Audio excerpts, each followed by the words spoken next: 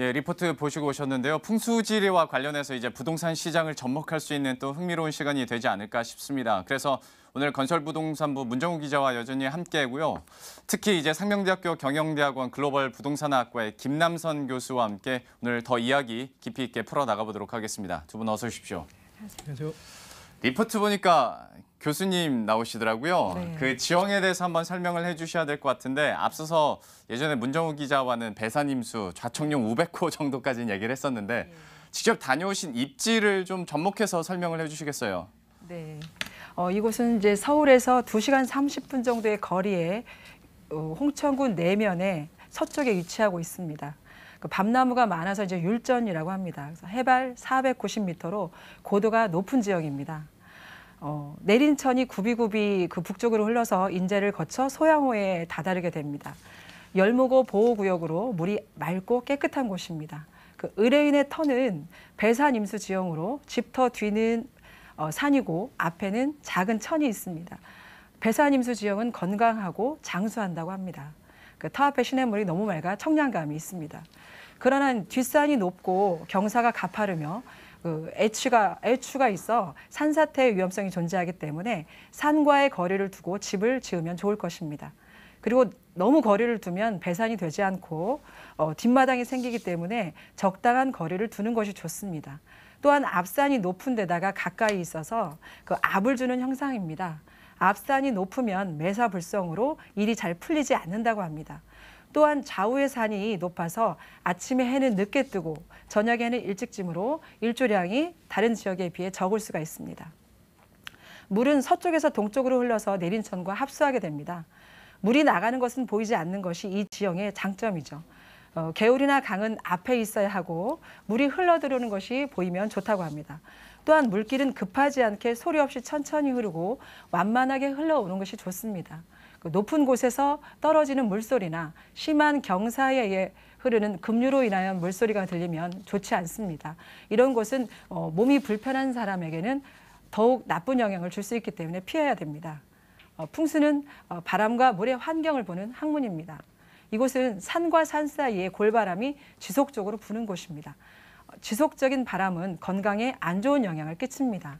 따라서 골바람과 북서풍의 바람을 완화시키기 위해 담장을 설치하거나 나무를 심어서 바람을 차단시켜주는 것이 좋습니다. 이 땅은 펜션이나 캠핑장으로 사용하면 좋을 듯합니다. 듣다 보니까 갑자기 부동산 프로그램 진행하는 것 같죠. 저희가 뭐 어떤 특정 지역을 이렇게 소개해드리려고 하는 게 아니라 이번 예시를 통해서 하는 건데요.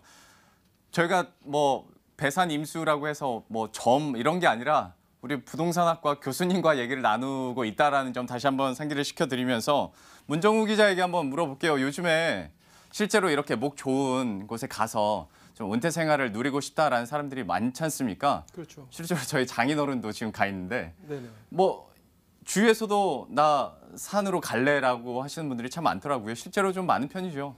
맞습니다. 그 주변에서 뭐 사례자들 찾기 쉽듯이 맞습니다. 주변에 뭐 좀 답답한 도시에서 좀 벗어나서 좀 여유롭고 한적한 삶을 누리기 위해 이 전원 생활을 택하는 분들이 간혹 이제 늘고 있는 추세입니다. 특히 베이비부머 세대죠. 은퇴 시기가 좀 진행이 되면서 이들 사이에서는 좀 고향을 찾거나 이제 조용한 시골로 좀 찾아 들어가는 현상이 좀 대폭 커지고 있습니다.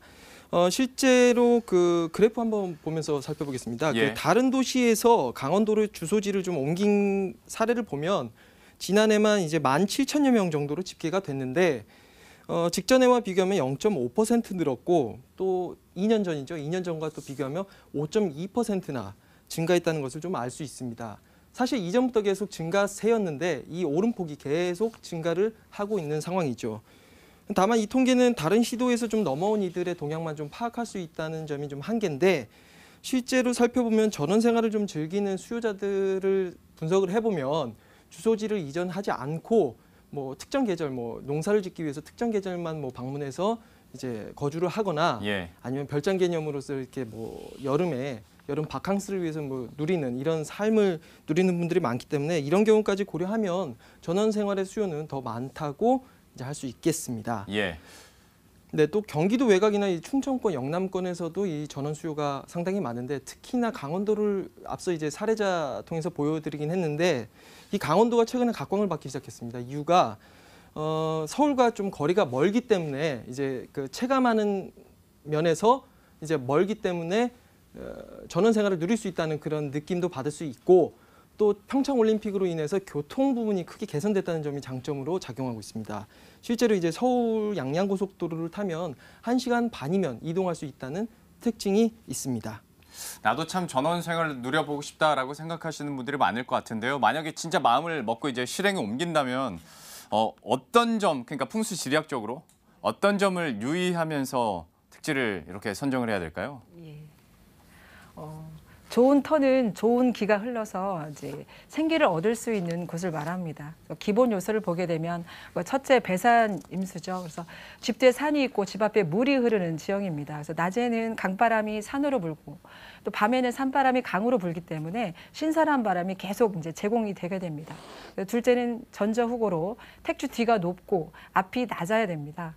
이러한 지형은 이제 출세에 영응한다고 합니다. 반대면 이제 불안감이 생기게 돼서 좋지가 않습니다. 셋째는 전착 후관으로 집 앞 입구는 좁아야 되고 뒤로 갈수록 넓어야 재물이 빠져나가지 않습니다.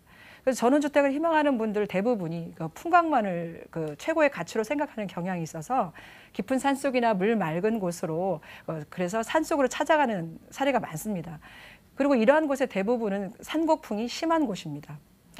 지속적인 바람은 건강에 좋지 않고 기온과 기압의 차이가 나면서 환경 적응에 어려움을 겪게 됩니다. 또한 터의 측면에서 보더라도 오랜 옛날부터 사람이 살지 않았던 곳은 주거 환경으로 유리하지 못하다는 반증이기도 합니다. 무조건 싼 땅보다는 좋은 땅을 구해야 될 것입니다. 산곡풍이 적은 곳, 터의 내력을 살펴서 입지를 정하면 좋을 것입니다. 하지만 어느 곳이든 완벽한 터는 없습니다. 그래서 지속적인 바람이나 산곡풍이 부는 곳에는 나무나 담장을 설치하는 것이 좋습니다.